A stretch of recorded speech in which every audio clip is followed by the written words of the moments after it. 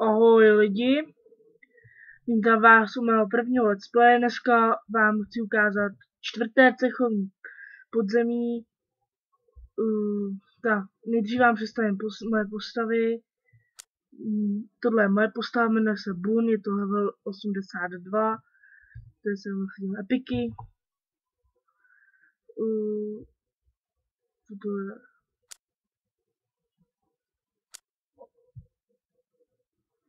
Tak, to jdem do arény jenom. Prohrál jsem, tady mám dvě vypůjčené postavy. Je to Terrible level 105. Mám to teď vypůjčené od kamaráda. A dneska jsem porazil podzemí, dostal jsem za něj epickou zbraň. Pak mám vypůjčenou od něj ještě jednu postavu. To je Terriblík. 83 level, je to level víc než já. Dneska jsem porazil docela dost. To podzemí.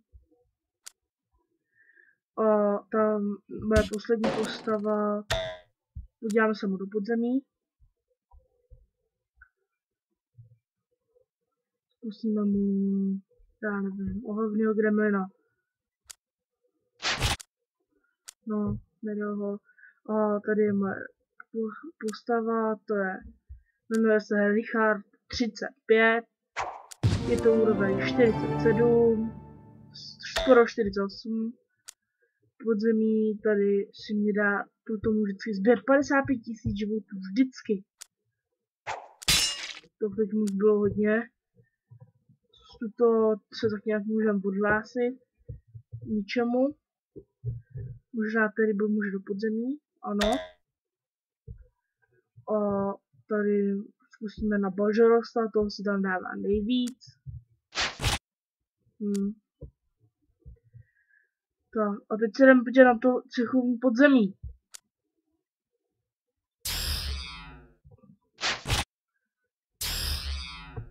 Ano, tady to půjde rychle. Možná k tomu nebudu moc mluvit, že nevím, co k tomu mám říct. Doufám, že to určitě to vyhrám.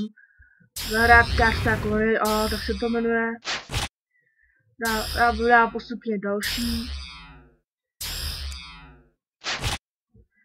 Jo. To dělá. Pak už mám poslední služovka a bude boss. Takže to určitě porazíme. To tam bude vždycky vydat nejvíc. Myslím si, že to toho dá už tu ten Vesa. Ano.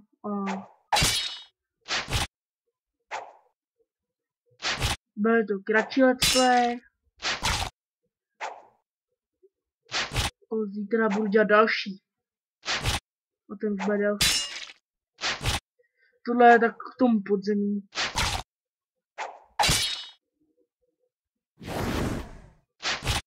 Si myslím, že se možná někde mě nedostane.